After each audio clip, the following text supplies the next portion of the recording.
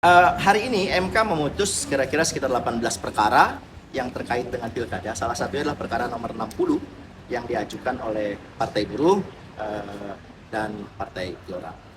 Nah, alhamdulillah hari ini MK mengabulkan permohonan kami. Walaupun hasil putusannya itu tidak persis sama dengan yang kami usulkan. Jadi berdasarkan putusan MK hari ini, untuk threshold atau ambang batas pencalonan paslon di pilkada tidak lagi dihitung dalam 20% kursi atau 25% suara.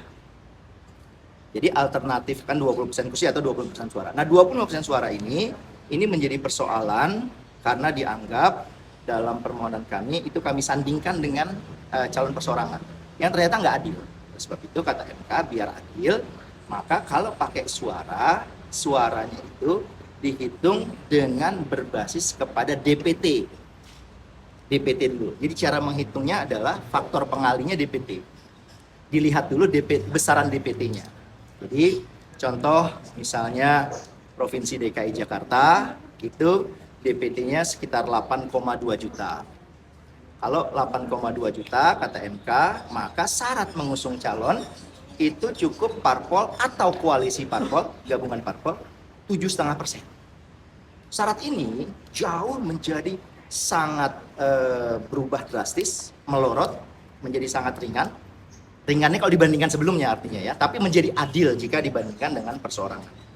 Nah, kalau begitu ceritanya, maka tentu saja ada banyak daerah yang konstelasinya bisa saja berubah. Seperti kami sudah prediksi dari awal, kami yakin bahwa ini akan dikabulkan oleh MK, dan hasil putusan ini nampaknya ya di banyak daerah itu akan mempengaruhi konstelasi, bisa jadi juga SK-SK persetujuan yang sudah diberikan oleh pimpinan pusat partai kepada pasangan calon tertentu itu bisa tersebar. Sehingga dampaknya adalah satu, kemungkinan terjadinya satu pasangan calon melawan kotak kosong itu akan hampir mustahil terjadi. Bisa saja terjadi, tapi sangat kecil kemungkinan, diminimalisir oleh putusan MK ini. Yang kedua adalah dengan adanya syarat ini, maka parpol tidak lagi quote and quote itu dipaksa berkoalisi sepanjang dia memenuhi ambang batas yang dilihat faktornya pada DPT tadi itu.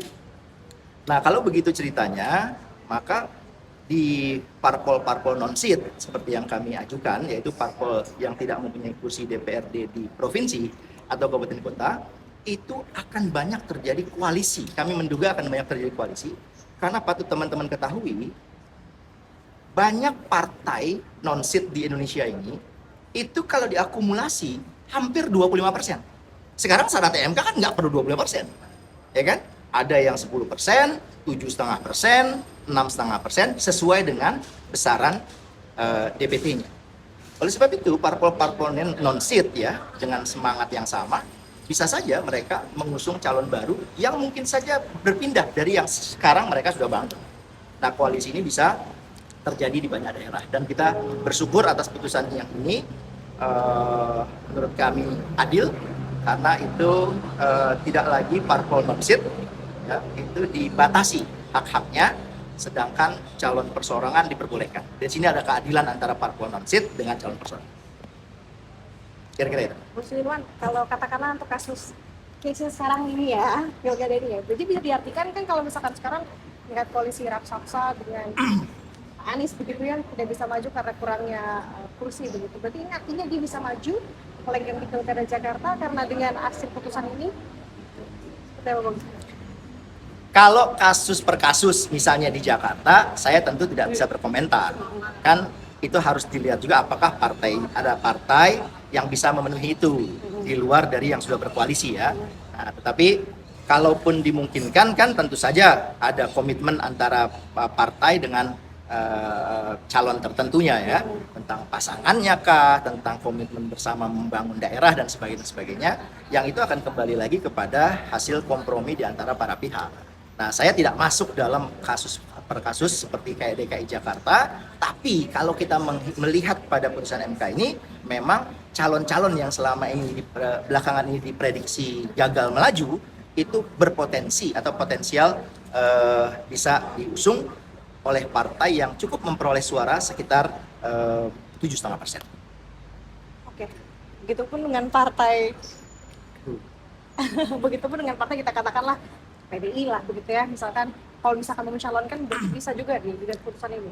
Saya atas nama Partai Buruh, saya bicara Partai Buruh aja lah. Baik. Partai Buruh, kami di beberapa daerah itu ada yang suara kami itu juga hampir 6%, jadi kami hanya butuh satu partai ya untuk bisa misalnya mencalonkan satu pasangan calon di daerah tertentu. Sedangkan untuk di daerah Jakarta kami juga punya suara, tetapi belum sampai 7,5%. Nanti baru kami akan putuskan dalam rapat presidium Partai Buruh. Oke Bang, bisa penegasan lagi untuk syarat-syarat yang bisa maju. Ya. Apa saja tadi? Bisa di-highlight lagi poin-poinnya? Nih, Penegasan. dalam Undang-Undang 10 2016 di pasal 40 ayat 1 ayat 2 ayat 3 itu pengaturannya parpol non-sit. Jadi kan pemohon ini adalah Partai Buruh dan Partai Gelora yang meminta agar parpol non-sit di daerah tertentu, kami punya kursi tapi ada juga yang tidak punya kursi. Parpol yang tidak punya kursi di daerah tertentu itu nggak boleh dihalangi haknya untuk ikut mengusung, ikut berkoalisi. Karena Undang-Undang 10 2016 itu menghalang-halangi. Nah, oleh sebab itu, kalau dia dulu kemarin pakai 25% suara, sekarang oleh MK diubah.